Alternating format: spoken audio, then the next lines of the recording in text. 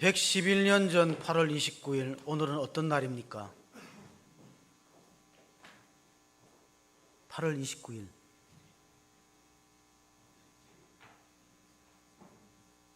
네, 111년 전 8월 29일은 한일 합병이 된 국치일입니다. 나라 잃은 슬픔을 한성신보 주필이었던 장지연 주필은 시일야 방송대곡, 시일야 방송대곡, 오늘이야 목놓아 운다. 여러분, 나라 잃은 백성의 슬픔은 우리 아프가니스탄을 보면은 얼마나 처참한가 알 수 있어요. 에브라함 링컨이 노예 해방을 선언한 지 100년 되던 해 1963년도 워싱턴 링컨 기념관 광장에 I have a dream, 나에게 꿈이 있습니다. 마르틴 루터 킹의 연설은 역사를 바꾼 명연설로 꼽히고 있습니다. 나에게 꿈이 있습니다. 사람이 피부 색깔에 따라서 차별받지 않고 하나님의 자녀로서 평등을 누리는 세상, 인종차별이 없는 세계를 꿈꾸었는데 세상은 평화 원하지만 전쟁의 소문은 더 늘어난다. 이것이 오늘의 현실입니다. 마틴 루터 킹의 설교였다고 볼 수 있죠. 마지막 부분은 이사야서 40장 4절 5절을 인용하는 내용이 들어있습니다. 골짜기마다 도두어지며 산마다 언덕마다 낮아지며 고르지 아니하는 것이 평탄하게 되며 험한 것이 평지가 될 것이요 여호와의 영광이 나타나고 모든 육체가 그것을 함께 보리라. 이는 여호와의 입이 말씀하셨느니라. 그렇습니다. 하나님이 추구하는 세상은 살롬이 실현되는 평화로운 세계입니다. 백범김구 선생이 그 당시에 일제 항거하고 독립운동을 할 때 경찰서 10개 짓는 것보다 교회 1개 짓는 게 낫다는 말을 했는데 지금은 그런 말이 먹혀들지 않아요. 오히려 교회가 공해가 되는 그런 안타까운 현실을 바라봅니다.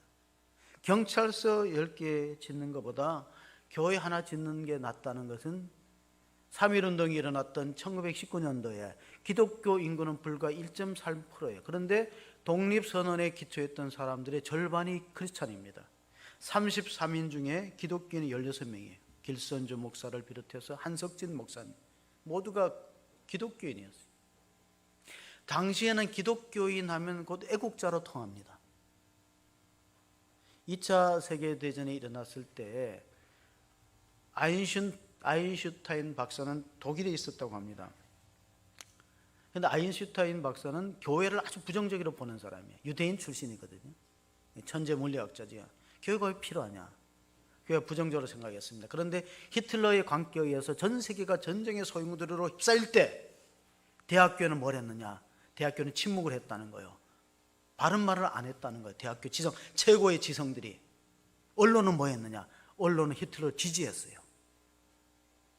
그래서 그때 유일하게 교회만이 예언자적 사명을 가지고 독일의 교회, 고백교회가 보네포 목사는 비롯해서 고백교회가 히틀러의 만행을 규탄하는 말씀을 했고 또 불의한 거, 독재한 거였다. 그래서 자기는 달라졌다. 교회되는 선입관을 바꾸고 교회가 유일한 희망이다. 교회가 유일한 희망이다. 나는 교회를 사랑한다. 그게 아인슈타인이 글로 적었어요. 나는 교회를 세상의 희망이라고 본다. 그리고 나는 교회를 사랑한다. 바뀌었다는 거예요.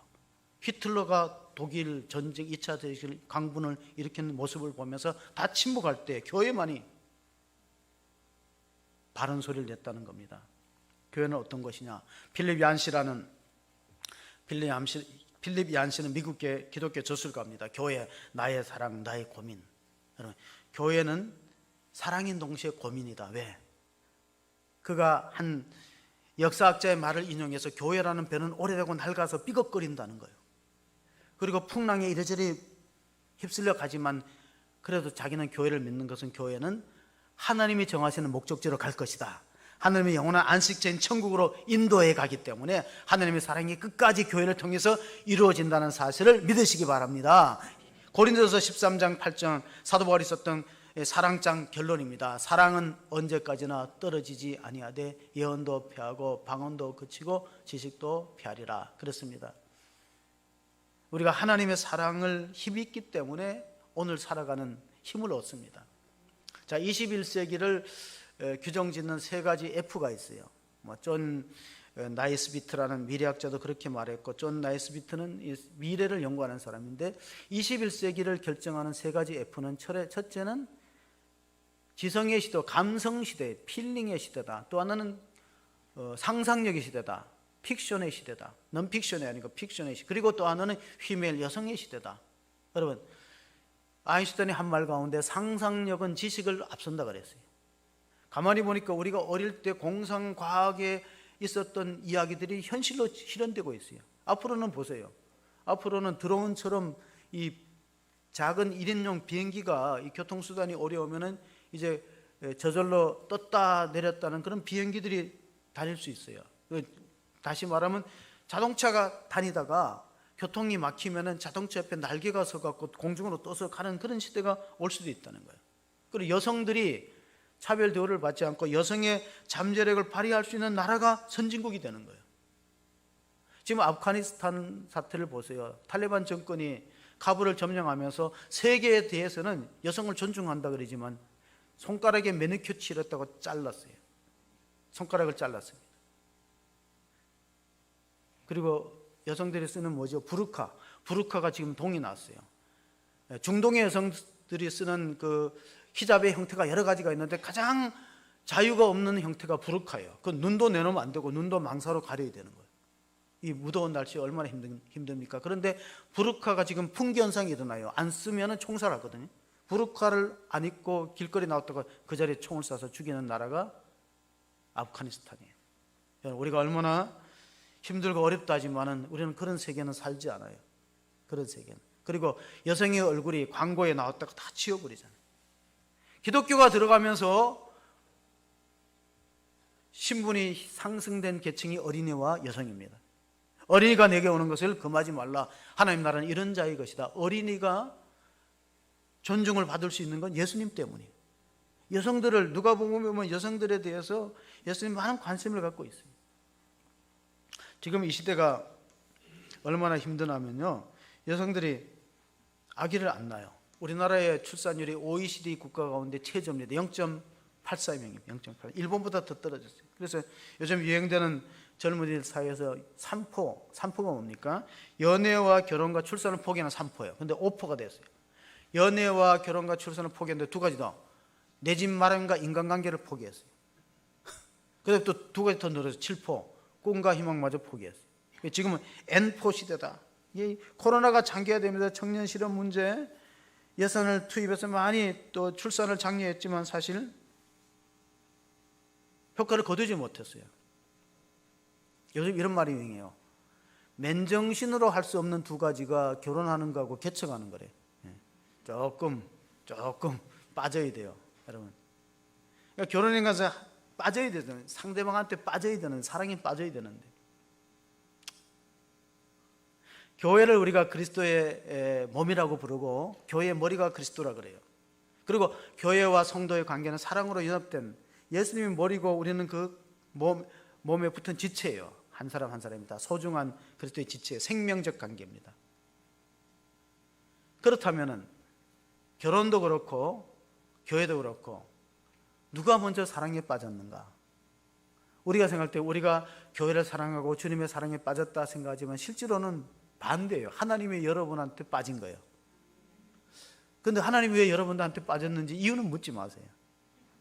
왜 하나님이 나한테 부족하고 허물만 나한테 빠졌을까? 어떤 남자가 한 여자한테 마음을 빼앗기고 그 사랑에 빠졌어요.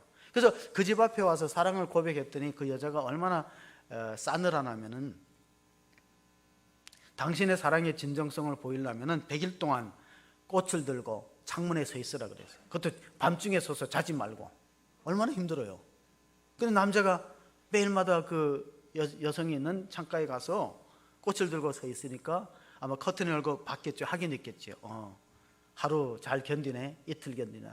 그러니까 99일째까지 계속 와서 꽃을 들고 자기의 그 진심을 표현하기 위해서 그 사랑하는 제가 좋아하는 여성한테 그렇게 서 있는데 그날따라 엄청나게 천둥과 번개가 치고 폭우가 쏟아지는데 비를 쫄락 맞았겠죠. 그러니까 내다보니까 얼마나 안쓰러워요. 여자가 99일째는 마음에 감동이 밀려오는 거예요. 진짜 나를 사랑하는 모양이다.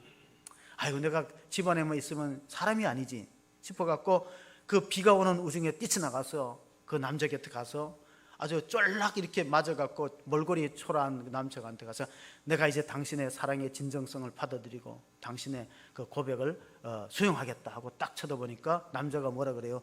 저 알바생인데요. 예. 진짜 그 남자가 한 게 아니고 아르바이트생을 써가지고 대신 세웠다는 거예요. 그러니까 가짜 사랑은 오래가지 못하고 들통이 나는 거예요. 우리가 주님을 사랑한다. 그 사랑의 진정성을 우리가 성경 가운데 찾아보려고 합니다. 에베소서는 사도 바울이 교회를 여러 군데 개척한 가운데 가장 애착이 가는 교회입니다. 그래서 두란노 성원에서 1년간 가르쳤고 또 회당에서 가르쳤고 상당한 긴 시간 동안 에베소 교회에 목회에 공을 쏟았어요. 그리고 나중에 예루살렘 들어갈 때 밀레도라는 항구에서 에베소 교회에 세워진 장로님들을 초청했어요. 마지막 석별의 정을 나누면서 자기가 3년 동안 에베소 교회 사역을 3가지로 요약을 했습니다. 그 말씀이 사도행전 20장 18절 19절에 들어 있습니다. 같이 봅니다. 오매 그들에게 말하되 아시아에 들어온 첫날부터 지금까지 내가 항상 여러분 가운데서 어떻게 행하였는지를 여러분도 아는 바니 곧 모든 겸손과 눈물이며 유대인의 관계로 말미암아 당한 시험을 참고 주를 섬긴 것과, 그러니까 사도 바울의 에베소 교회 사역은 3가지 중심이 있었다는 겁니다. 첫째는 겸손한 목회였다. 두 번째로는 정말 성도들을 목양하면서 눈물을 흘려 기도하는 눈물의 목회였다. 그리고 여러 가지 시험을 참고 견디는 인내의 목회였다. 그렇게 3년 동안의 사도 바울의 사역을 3가지로 요약했습니다. 정채봉이라는 시인이 사랑하는가 눈물의 강이 어디로 흐르는지 슬픈 지도를 갖게 될 것이다. 짧은 시를 했는데 그 시가 상당히 감동이 되더라고요. 사랑하면은 눈물을 흘리게 돼 있고 슬픈 지도를 갖게 돼 있다. 부모가 자식을 사랑하는 것도 그렇고 남녀간의 사랑도 그렇다는 겁니다. 바울이 내가 에베소 교회 3년 동안 사역은 정말로 겸손한 사역이었다. 그리고 또 눈물로 성도들을 바르게 양육하려고 애를 썼다. 그리고 오래 참았다. 여러분 목회가 뭐냐 그러면 목회는 참는 거예요. 참는 만큼 쓰임을 받는 거예요. 우리가 민수기 보면 모세가 참 참을성이 강한데 마지막에는 못 참더라고요. 민수기 20장에 보면은 계속해서 백성들이 길이 험하다 불평하고 물이 없다고 원망하고, 그러니까 나중에 그 가데스라는 지역에서 반석을 향해서 내가 너희를 위해서 물을 내려 하고 반석을 2번 쳤어요. 그게 민수기 20장에 나옵니다. 그랬더니 하나님께서 모세와 아론에게 너희는 지도자로서 하나님의 거룩함을 보이지 못하고 혈기를 부렸으니까 가나안 땅을 보기만 하고 못 들어간 거예요. 우리가 생각할 때 모세는 나이가 많아서 늙어 죽었다고 생각하는데 아닙니다. 모세는 120세가 되도록 눈이 밝았고 기력이 청정했다는 거예요. 왜냐하면 하나님의 뜻을 어겨서 하나님이 불러간 거예요. 하나님 뜻을 어기면서 하나님의 거룩함을 나타내지 못하고 오래 참지 못하기 때문에. 그래서 목회는 참는 만큼 쓰임을 받는 거예요. 여러분도 신앙생활이 인내가 필요합니다. 일본에 가면 호루사라는 절이 있는데 그 절을 어떤 관광객이 가서 설명을 들었대요. 그런데 이 절을 지은 사람은 국목수인데 일본에서 국목수라는 사람은 어떤 사람들이냐면은 궁궐을 지을 때 1000년 이상 가는 건물, 사찰을 지을 때 1000년 이상 가는 건물을 짓는 뛰어난 목수를 국목수라고 불러요. 호루사 절은 국목수가 지었는데 그 집안 내내로 그렇게 목수 일을 하는 가정들이 있어요. 집안 내내로 국목수의 혈통으로 막 수백 년 동안 그런 이제 직업을 이어가는 가정. 예수님의 직업이 목수 아닙니까? 목수. 아버지 요셉도 목수였고 예수님도 목수였어요, 직업이. 그런데 중요한 거는 나무 제목을 뭘 쓰냐면 소나무를 쓰는데 1000년 이상 가는 소나무를 제목으로 써야 그 건물이 1000년 가는 거예요. 살아있을 때 소나무의 수령이 죽어서 목재의 수명과 비례되는 거예요.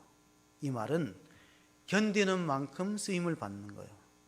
신앙생활 하나님의 일꾼으로 쓰임받기 위해서는 참을 수 있는 기간이, 어떤 사람은 3년 참고 못 참아요. 그럼 3년짜리 쓰임을 받는 거예요. 10년 참으면 10년 쓰임을 받고, 모세는 40년 참았다가 나중에는 좀 자기 성질이 나왔지요. 하나님 40년만 쓰시니 자기가 참은 만큼 쓰는 거예요. 디모데후서 4장 14절 15절 바울이 목회할 때 고리 생업자 알렉산더가 내게 해를 많이 입혔음에 주께서 그 행한 대로 그에게 갚으시리니 너도 그를 주의하라. 그가 우리 말을 심히 대적하였느라. 자, 사도 바울이 자기 믿음의 아들 디모데에게 야, 교인 중에 알렉산더 조심하라, 그런 뜻이에요. 그 내가 목회할 때 날 참 힘들게 하고 괴롭혔다. 알렉산더 후메네오 같은 바울의 목회에 걸림돌이 된 사람이 한두 명이 있었어요. 나머지 모든 사람들은 오늘 더디오를 비롯해서 또 두기고 같은 많은 사람은 바울의 목회를 도왔습니다. 그래서 우리가 에베소가 칼빈이 가장 소중하게 여겼던 서신서고, 그 결론을 읽었는데 보면은 우리가 잘 듣지 못하는 이름이 나와요. 두기고라는 이름이 나오는데 그 사람은 어떤 사람이었는가? 21절 22절을 보시겠습니다. 나의 사정 곧 내가 무엇을 하는지 너희에게도 알리려 하노니 사랑을 받은 형제요 주 안에서 진실한 일꾼인 두기고가 모든 일을 너희에게 알리리라. 우리의 사정을 알리고 또 너의 마음을 위로하기 위하여 내가 특별히 그를 너희에게 보내었노라. 자, 두기고는 어떤 일을 했냐면, 지금 바울이 로마 감옥에서 이 편지를 썼거든요. 에베소 교회에. 에베소 교회에 편지를 썼으면 에베소 교인들한테 로마에서 에베소까지 가서 누가 전달을 해야 됩니다. 그 전달 맡은 역할을 두기고가 한 거예요. 두기고는 돈이 많아서 교회를 위해서 기여한 사람도 아니고, 그 직분이 높아갖고 뭐 사도나 안수 집사에 속한 사람도 아니고, 이름 없는 그런 무명의 그리스도인이지만은 바울의 충성스러운 일꾼이에요. 진실한 일꾼이고, 편지를 에베소 교회에 전달했어요. 위험을 무릅쓰고. 그리고 또 에베소 교회와 에베소서와 비슷한 쌍둥이 서신이 골로새서인데, 그 골로새서를 골로새 교인들한테 보냈습니다.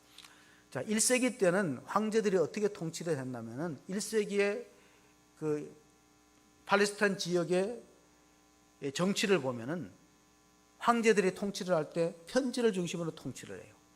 편지를 가지고 그 지역의 지방의 관리한테 보내면은 그 지방의 관리들이 그 황제의 서신을 읽고 답신을 보냅니다. 보고합니다. 우리가 황제의 명을 따라서 이렇게 정치를 했습니다. 행정을 했습니다. 보고요.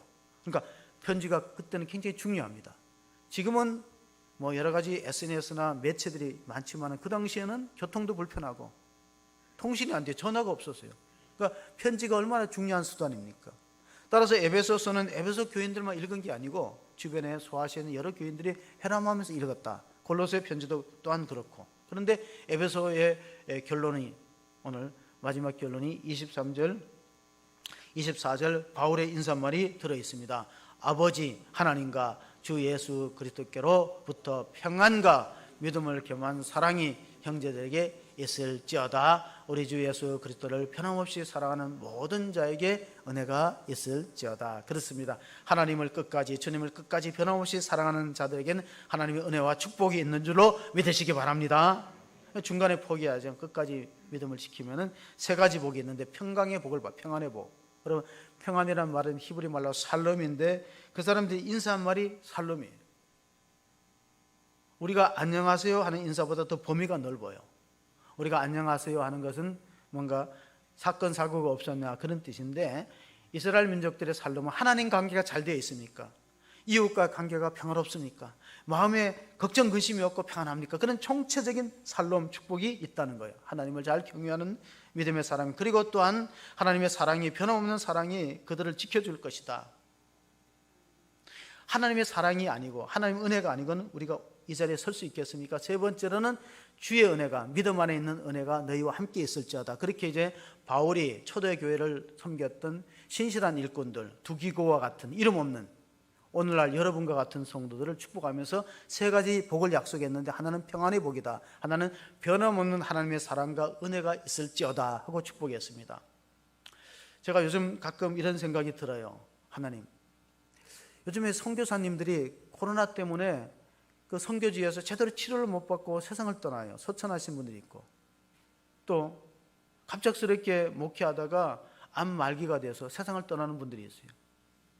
하나님, 죄 많은 순서대로 하면 제가 먼저 가야 되는데 어떻게 나보다 더 착하고 해외 선교에서 그렇게 고생하는 분들을 불러갑니까? 그런 생각이 들면서 내가 살아있다는 자체가 은혜구나. 여러분, 우리가 하루하루 살아가는 것이 모두가 하나님의 은혜인 줄 믿으시기 바랍니다. 은혜 안에 거하는 거예요. 이 두기도라는 이름을 바울이 마지막 썼던 편지 디모데후서에 보면 이름이 또 등장합니다. 그러니까 바울이 순교하기 직전에 썼던 편지가 디모데후서예요. 그 마지막 장이 4장인데 11절 12절을 보면 이런 말씀이 있어요. 누가만 나와 함께 있느니라. 내가 올 때 마가를 데리고 오라. 그가 나의 일에 유익하니라. 두기고는 에베소로 보내었노라. 편지를 보내. 두기고, 오늘 본문한 두기고는 에베소 교회 내 편지를 로마 감옥에 옥중 편지를 보내고, 또 사도 바울이 2차 투옥될 때도 옥바러지를 했어요. 그러니까 가만히 보면 앞에 두 사람은 성경을 쓴 사람이잖아요. 앞에 다시 한번 11절을 보시면요, 앞에 두 사람은 성경을 쓴, 누가는 누가복음 쓴 주치의, 사도 바울의 주치의사가 누가입니다. 누가는 성경을 2권 썼는데 누가복음과 또 뭘 썼을까요? 네, 사도행전이에요. 그러니까 누가복음과 사도행전은 원래 한 책입니다. 중간에 갈라놓은 거지. 누가는 누가복음과 사도행전을 썼고, 마가는 뭘 쓸까요? 네, 저는 어려운 걸 안 물어보는 특징이 있어요. 마가는 마가복음을 썼어요. 네. 마가를 데리고 오라. 그가 나의 일에 유익하니라. 하나님의 일에 유익한 사람이 돼야지. 걸림돌이 되어서는 안 된다는 겁니다. 그런데 이 두기고는 성경을 쓴 사람도 아니고 유명한 사람도 아닌데 심부름만 잘해도 하나님이 얼마나 귀하게 여깁니까? 교회가 여기까지 오기에는요, 많은 성도들의, 이름 없는 성도들의 헌신이 있었어요. 우리 교회가 그렇게 숫자가 많거나 큰 교회는 아닌데 감사한 거는요, 성전을 지을 때도 그렇고 지금까지 큰 분열과 다툼이 없다는 건요, 오늘날의 교회는 거의 기적에 가까운 일이에요. 교회가 세워지면 10년, 20년 생기면 꼭 분파가 생기고 갈등이 생기고 싸움이 생겨요.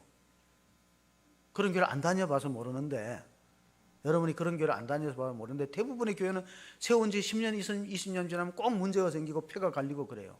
근데 에베소 교회는 그렇지 않았어요. 에베소 교회는 에베소 4장 3절에 평안에 매는 줄로 성령이 하나 된 걸 힘써 지키라. 평안에 매는 줄로 성령이 하나 되게 하는 걸 힘써 지키는 그런 복된 교회가 얼마나 이 세상 가운데 드문 교회에 속하는가. 제가 새벽 기도마다 마태복음을 강의할 때 보면요, 천국은 뭐와 같으냐.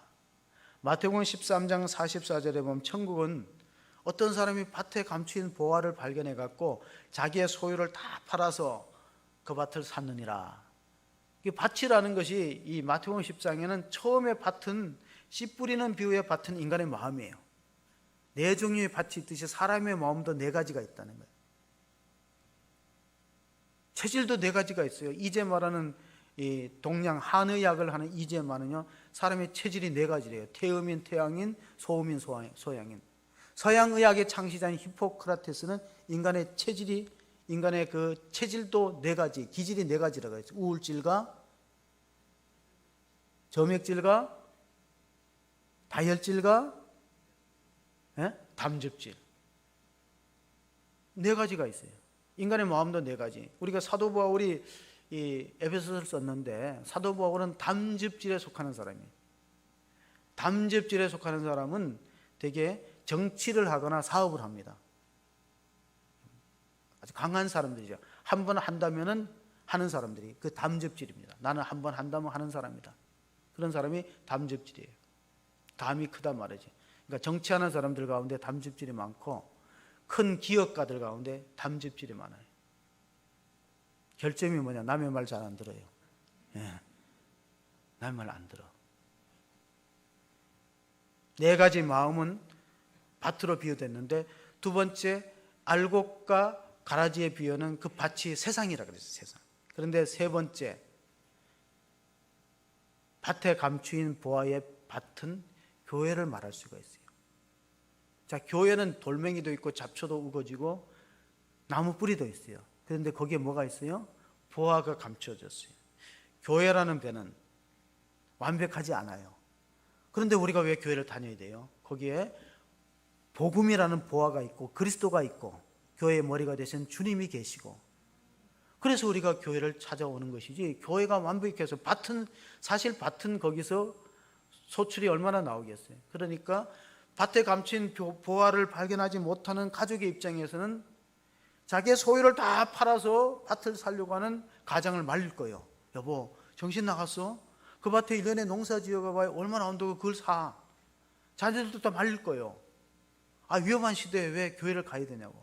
그런데 거기에 뭐가 있다고? 보화가 있는 거고, 천국, 영생, 구원이 있기 때문에 우리가 밭을 사는 거예요. 자기의 소유를 다 팔아서 투자해서 사는 거예요. 마틴 루터는 이런 말을 했어요. 교회는 말구유에 아기 예수가 누워있는 것과 같아. 이런 말구유가 깨끗하겠어요? 우리가 먹는 그릇이 아니잖아요. 밥그릇이 아니잖아요. 짐승의 여물통이 얼마나 깨끗하겠어요? 그런데 거기에 누가 누워 계시다고요? 아기 예수가 말구유에 누워 계시는 거예요. 그래서 교회를 찾는 거예요. 교회를 멀리 하지 않는 거예요. 냄새 난다고. 어거스틴도 그랬고 칼빈도 교회는 성육신의 연장이다. 그리스도께서 이 땅에 오셔서 교회를 세워주셨습니다. 그리고 골로새 교회에 주시는 사도 바울의 말씀을 보면은 그리스도가 성육신에서 하나님 나라를 위해서 복음을 전했듯이 교회가 그 역할을 해야 된다. 골로새서 1장 24절을 보면 나는 이제 너희를 위하여 받는 괴로움을 기뻐하고 그리스도의 남은 고난을 그의 몸된 교회를 위하여 내 육체에 채우노라. 사랑이라는 건 뭐냐면 사랑 때문에 고생한 흔적이 있어야 돼요. 자, 부모는 자녀들 때문에 고생한 흔적이 있습니다. 제가 호수 중앙교회 사형실을 지어오세요 했더니 재밌는 게 참 많아요. 기발한 거. 호자가 뭐겠어요? 어떤 분은 호랑이 담배 피우던 시대를 그리 썼더라. 어떤 사람은 또 호랑이 같은 목사님의 말씀, 저는 호랑이가 아닌데 저는 순해요. 근데 막 그렇게 호자를 쓸 게 없으니까 그렇게 썼더라고요. 하여튼 호수중앙교회 사형시 한번 써보세요. 재밌는 글들이 참 많아요. 그런데 중요한 것은 시대를 잘 분별해야 돼요. 왜냐하면 지금은 코로나 시대거든요. 칼 바르트라는 신학자가 설교자는 한 손에 성경을 들고 한 손에 신문을 들으라 그랬어요. 한 손에 성경만 들면 현실과 동떨어진 얘기를 하고 한 손에 신문만 들고 있으면 세속적인 얘기만 하니까 한 손에 신문을 들고 한 손에 성경을 들으라 그랬어요. 그럼 지금 어떤 시대예요? 지금 사실 교회에 출석하기 어려운 시대예요. 그러면은 이 시대에 성도들이 힘들게 교회에 나오는데 책망하고 질책하는 메시지가 선포되어야 되겠어요? 아닌 거거든요. 정말 위로하고 소망을 주는 메시지가 선포되는 것이 이 시대가 요구하는 거예요. 그건 아부하기 위해서 그런 게 아니에요. 시대의 트렌드를 알아야 돼요. 지금 얼마나 성도들이 살아가기 힘든 상황 속에서 주일을 구별해서 성전에 나와 있는데 목회자가 자기 기분이 안 맞다고 자기 감정풀이로 그렇게 하나님의 말씀을 전하는 일들은 정말 지양되어야 된다.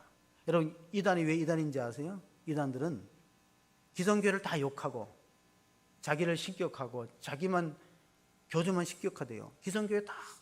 기성교회 목회자들 다 비난하고 거기 가면 구원이 없다고 그렇게 해서 잘못 가르치고 있는 거예요. 사도 바울이 얼마나 복음을 전하기 위해서 고생을 많이 했냐면 자기의 고생담을 고린도후서 11장 27절 28절에 적고 있습니다. 또 수고하고 애쓰고 여러 번 자지 못하고 줄이고 목마르고 여러 번 굶고 춥고 헐벗었노라. 이외에 이런 과사하고 아직도 날마다 내 속에 눌리는 일이 있으니 곧 모든 교회를 위하여 염려하는 것이라. 이제 바울이 자기의 고생담을 고린도후서에 적으면서 육체적으로 고생하는 것보다 더 힘든 게 마음이 괴로운 거라는 거예요. 교회를 생각할 때 마음이 아프고 괴로운 게 더 힘들다는 거예요. 우리가 자녀를 위해서 고생하는데 부모가 자녀를 위해서 고생하는 것보다 더 힘든 게 자녀가 부모 마음 아프게 할 때, 부모 마음이 힘들고 아프게 할 때 그때가 더 괴로운 거예요. 잠 못 이룰 때. 그래서 여러분, 사랑한다는 게 뭐냐? 사랑한다는 것은 그만큼 걱정하는 게 사랑하는 거예요. 우리가 살아가면서 나하고 내 가족하고 내 사업만 걱정이 되고 교회가 걱정이 안 되면 교회를 사랑하지 않는 거죠. 교회를 뭔가 걱정한다는 사람은 사랑이 있다는 거예요. 엘빈 토플러가 제3의 물결을 썼어요. 오래된 고전인 제3의 물결. 제1의 물결은 농업화, 제2의 물결은 산업혁명, 제3의 물결은 정보화 시대 물결. 지금은 또 제4의 혁명의 시대로 물결이 바뀌고 있습니다. 그런데 그가 이렇게 말했어요. 21세기의 문명자는 글을 읽지 못하고 쓰지 못하는 사람이 아니라 21세기 문명자는 학습을 하지 않고 교정하지 않고 재학습을 하지 않는 사람, 그런 능력 없는 사람을 현대의 문명자라는 거예요. 다시 말하면 가르침을 잘 받고 자기가 잘못되면 빨리 바꾸고 교정하고 재학습할 수 있는 능력이, 그게 21세기의 문명자가 안 되는 길이에요. 그렇다면 사랑에 대해서, 여러분 사랑에 대해서 다 배우고 아십니까? 아니거든요. 저도 사랑을 더 많이 배워야 되고 실천해야 되고 부족한 사람이에요. 사랑에 대해서 우리가 다 부족하기 때문에 사랑을 배워야 되는데, 에리 프롬이 좋은 책을 썼어요. 사랑의 기술, The Art of Love. 그러니까 아트는 예술 또는 기술이라는 뜻이고, 러브는 우리가 잘 아는 사랑이에요. 사랑의 기술. 사랑은 본능적인 거. 우리가 생각할 때 사랑은 본능적이지 뭐 배워야 되느냐? 그렇지 않아요. 사랑의 5가지 속성이 있는데, 우리가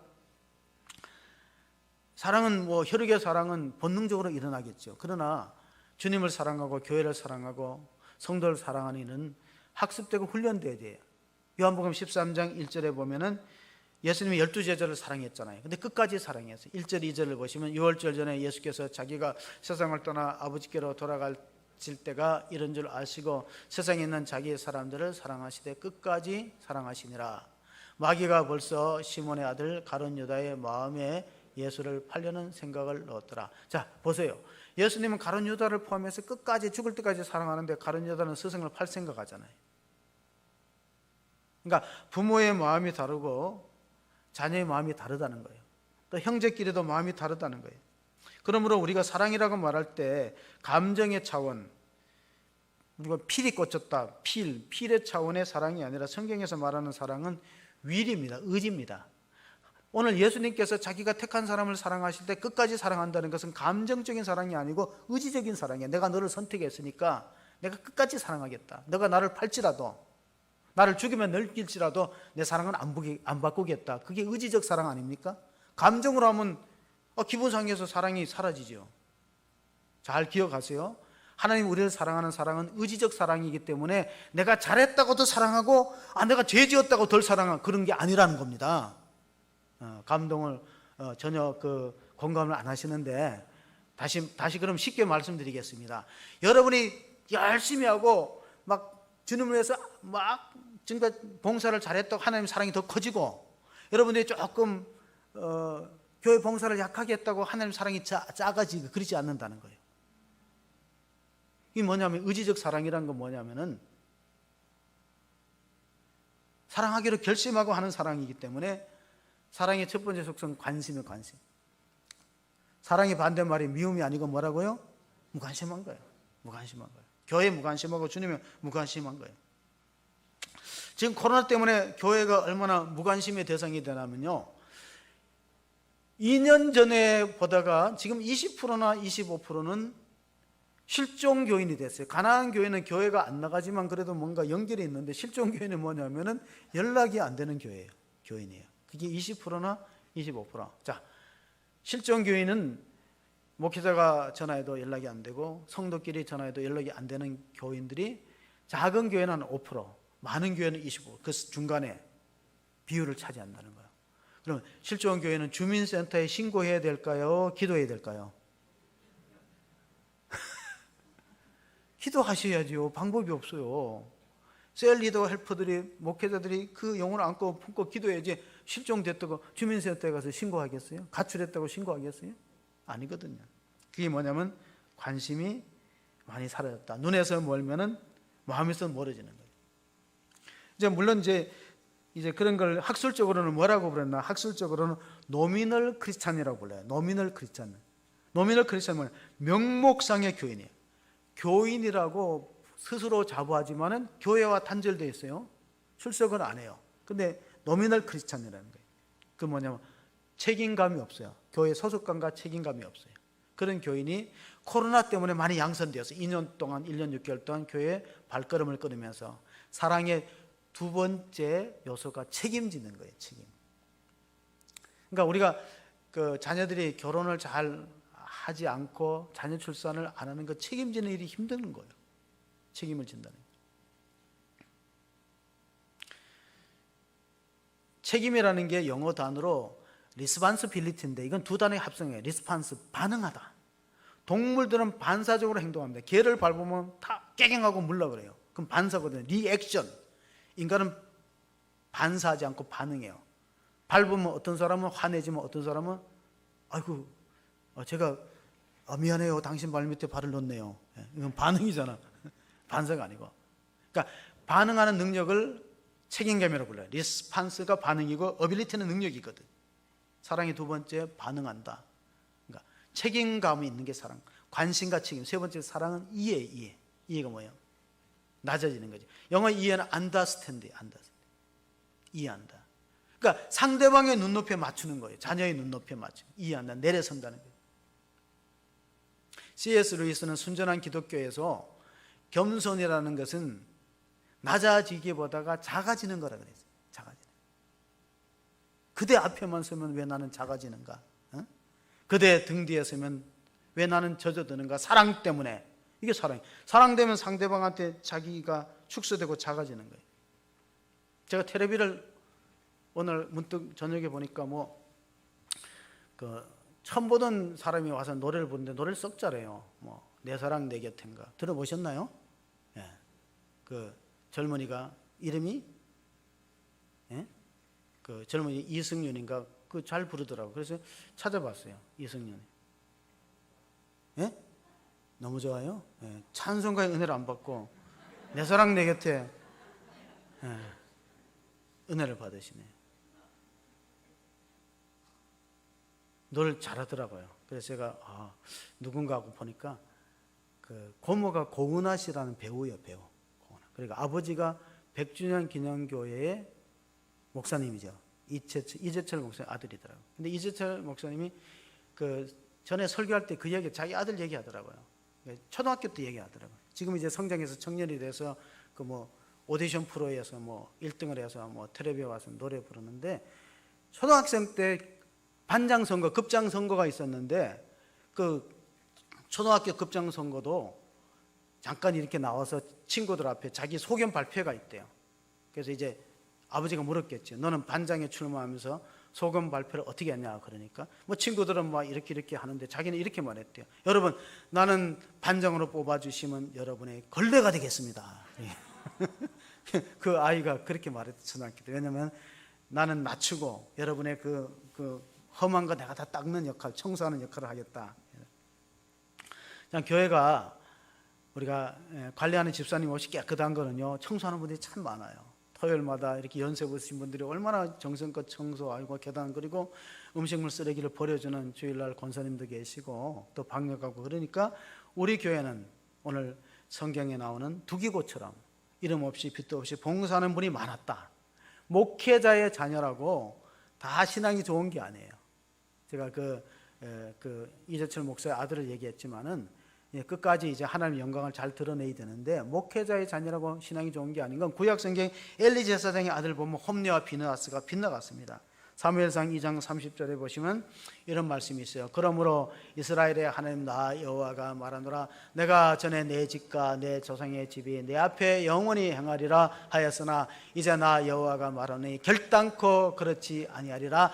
나를 존중히 여기는 자를 내가 존중히 여기고 나를 멸시하는 자를 내가 경멸하리라. 사랑의 네 번째 속성은 존중하는 거예요. 하나님을 존중하는 거. 그러니까 예배 드리는 사람의 마음속에 하나님을 높이고 존중하는 마음이 없으면은 은혜 받는 예배가 되기가 어려워요. 그러니까 사랑의 첫 번째는 관심이다. 책임지는 거다. 상대방을 잘 이해하는 거다. 네 번째는 존중해줘야 돼요. 존중하지 않고 무시하면은 그러면 그 사랑이 진정한 사랑이 되겠는가? 가정생활도 마찬가지. 사랑의 5가지 요소를 에리 포럼이 얘기했는데 마지막은 뭐냐면 굉장히 중요한 거예요. 상대방을 위해서 자기를 내어주는 것이 사랑의 극치다. 예수님이 그렇게 하셨어요. 에베소서 5장 25절 26절 한번 보시겠습니다. 남편들아 아내 사랑하기를 그리스도께서 교회를 사랑하시고 그 교회를 위하여 자신을 주신같이 하라. 이 중요한 말씀을 남편들이 안 듣고 가시는 분은 남편들이 들으셔야 되지. 아내를 위해서 자기를 줄 만큼, 예수님의 교회를 위해서 자기 목숨을 줄 만큼 주는 것이다. 그래서 사랑의 5가지를 우리가 배워야 돼요. 그러니까 그러니까 본능적인 사랑은, 부모가 자식을 사랑하는 본능적인 사랑은 훈련하고 배우지 않아도 뭐 된다 하지만은, 교회 안에서 하나님을 사랑하고 교회를 사랑하는 건 관심과 책임과 이해와 존중과 자기를 내어주는 그런 결단이 있지 않고는 지속되기 어렵다는 겁니다. 사막지대를 여행하는 상인들이 있었어요. 세 사람인데 나이 든 사람, 중간, 어린 사람. 그런데 음식을 준비한 것이 2달 사막길을 걸으면서 다 동이 났어요. 물도 동이 나고 준비해온 음식도 동이 나고, 막내는 몸이 아프고 열이 납니다. 가도 목적지가 끝이 안 보이니까 불평할 수밖에 없죠. 이스라엘 민족들이 40년 동안 행군했다는 것은 정말 대단한 일입니다. 사막의 기후가 낮에는 뜨겁고 밤에는 춥습니다. 일교차가 심하기 때문에 몸에 열이 나고, 그래서 오아시스를 만나는 것이 살 길인데, 엘림, 물샘 12가 종려나무 70그루가 있는 출애굽기 엘림을 만나야 되는데 엘림은 보이지 않고, 가끔 가다가 오아시스가 발견돼서 찾아가 보면 신기루입니다. 환상이죠. 그래도 마침내 엘림과 같은 지역을 만나서 나무 그늘에서 쉬고 물을 먹고 원기를 회복했는데, 결국은 이 막내 나이가 어린 약대상은 숨을 거두고 말았어요. 너무나 슬프고 안타까우니까 맞이되는 나이가 많은 약대상이, 우리가 이 죽은 사람을 이 땅에 묻어야 된다. 그랬더니 중간에 있는 사람이, 여기 묻었다고 어떻게 찾으려고 해요? 사막의 지형은 표시가 안 됩니다. 바람에 불면 다 바뀌어버려요. 그래서 사막에는 지도가 필요한 게 아니라 나침반이 필요하다는 말이 그렇게 생긴 것입니다. 그랬더니 마지가 방법이 있다고. 우리가 타고 온 낙타 새끼를 죽여서 묻으면 된다. 아니, 낙타 새끼는 우리 여기까지 실어주고 우리한테 물도 주고 그런데 어떻게 죽이냐니까, 그럴 수밖에 없다고 대꾸도 안 하고 어미 낙타가 보는 데서 새끼 낙타를 칼로 찔렀어요. 그래서 피 흘리고 죽는 그 낙타를 막내가 죽은, 약대상이 죽은 데 옆에다 묻었습니다. 왜냐하면 낙타의 모성애를 이용하는 거예요. 사람들은 지도 없이 그 죽은 묘지를 찾아올 수 없어요. 낙타는 기가 막히게 몇 년 후라도 그 어미 낙타를 데리고 그 지역을 통과하면 자기 새끼가 묻힌 자리에 서서 움직이지 않아요. 여기 내 새끼가 죽었다. 교회는 주님의 십자가가 있는 곳이에요. 교회는 주님의 십자가의 상징으로 채워진 공동체예요. 그럼 하나님은 독생자가 죽으신, 독생자가 핏값으로 사신 교회를 무관심하겠어요? 거기 나온 예배드리는 성도의 삶에 대해서 외면하시겠어요? 그렇지 않거든요. 지금 많은 사람들이 어려우니까 인생 역전을 꿈꾸면서 로또에다 희망을 걸어요. 로또가 많이 팔린대요. 근데 로또는 과거에도 있었어요. 창세기도 이미 로또가 있었어요. 아니라고요? 창세기 12장 4절을 보면 그때도 이미 로또가 있었어요. 이에 아브라함이 여호와의 말씀을 따라갔고 롯도 그와 함께 갔으며, 아브라함이 하란을 떠날 때 70억. 여기도 로또가 있잖아요. 로또는 무엇이 로또냐면 말씀을 쫓아가는 게 로또예요. 인생 로또, 인생 역전이 뭐냐? 여러분 들어오시다가 보면은 그 엘리베이터 옆에 엠마오로 가는 두 제자, 제가 그림을 갖다 걸었어요. 외상으로. 자, 왜 걸었느냐? 창립 19주년을 맞이해서 교회는 어떤 곳이냐? 교회는 엠마오로 절망하여 가는 사람들이 교회에 왔다 희망을 발견하는 거예요. 자살을 꺾고 읽은 뭐예요? 살자예요. 자살하려고 했던 사람이 교회 와서 예배드리다가 은혜 받고 삶의 용기를 얻어서 의욕을 가지고 예루살렘 올라가는 것이 교회예요. 교회가 왜 필요하냐?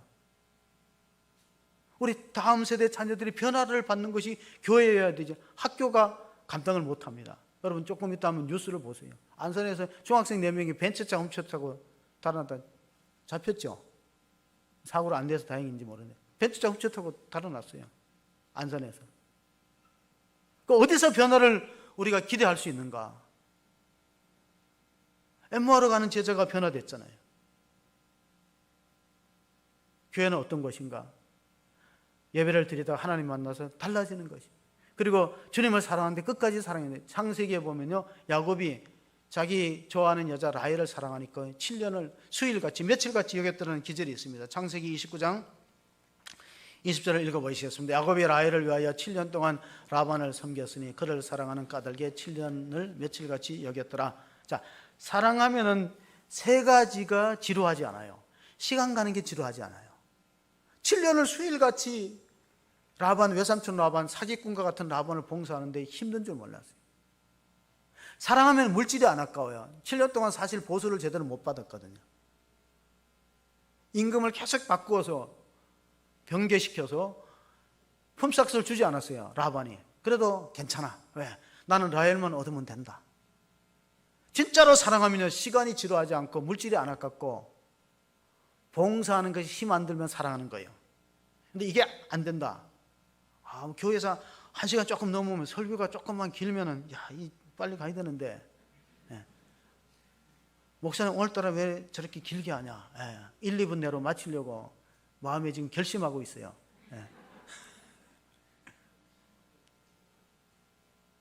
주님을 사랑한다는 게 쉬운 일은 아니지만 가만히 보면요, 어떻게 해석하느냐에 따라서 다릅니다. 마태복음 보면 예수님의 제자들이 이런 말씀이 있었어요. 끝으로 마태복음 16장 24절 끝으로 같이 읽어봅니다. 이에 예수께서 제자들에게 이르시되 누구든지 나를 따라오려거든 자기를 부인하고 자기의 십자가를 지고 나를 따를 것이니라. 제가 설교를 준비하면서 이게 굉장히 어려운 주문이고 힘든 명령인데 가만히 생각해보니까 엄마들이 그렇게 하고 있어요. 엄마들이 자식을 사랑할 때 자기를 부인해요. 나는 못 먹어도 자식은 먹여요. 그게 자기 부인하는 거 아닙니까? 그리고 자식이 십자가예요. 십자가 아닙니까? 그러니까 우리가 예수님의 제자가 되는 거 어렵게 생각하지 말고 내가 자녀를 키우는 거 그걸 생각하면 돼요. 부모는 자기를 부인해요. 자식 앞에 자기를 긍정하지 않아요. 나는 그냥 없는 것으로 치고 나는 못 입고 못 먹어도 자녀가 잘 됐으면 자녀가 십자가예요. 그러면 제자의 길은 어려운 길이 아니에요. 우리 자녀들을 대하듯이 주님을 따르면 제자가 되는 거고, 주님의 몸된 교회를 그런 마음으로 사랑하면 하나님이 자신의 독생자, 하나밖에 없는 독생자가 피 흘려 죽으시고 값주고 세운 교회를 외면하겠느냐. 그 성도들을 축복하시고 세 가지 복, 평안의 복을 주고 사랑을 끝까지 베푸시고 또 하나님의 은혜로서 우리 삶을 지켜주시지 않을 거냐. 그 에베소 교회 우리 두기고에게 주었던 하나님의 놀라운 축복과 약속이 오늘 예배드리는 성도들의 가정과 심령 위에 충만하시기를 주의 이름으로 축복합니다. 아멘. 하나님 아버지 감사합니다. 참으로 힘든 세대를 살아가는 성도님들 주님의 위로하심과 평안함이 깃들 수 있도록 도와주시옵소서. 사도 바울의 목회를 도왔던 두기고 이름 없는 무명의 성도를 하나님 생명책에 기록한 것처럼 하나님, 우리가 주의 몸된 교회에서 헌신하는 것 주님이 기억하시고 우리의 사정을 아실 줄로 믿습니다. 세상은 나를 모르고 가족들은 내 사정을 몰라도 주님은 나의 사정과 형편을 아시고 위로하시고 도우시고 고치시고 회복하여 주실 줄로 믿습니다. 하나님 함께 하심으로 말미암아 에베소 교회처럼 평안에 매는 줄로 성령의 하나 된 걸 힘써 지키는 사랑의 공동체가 될 수 있도록 도와주시옵소서. 감사드리며 우리 구주 예수 그리스도의 이름으로 기도합나이다. 아멘.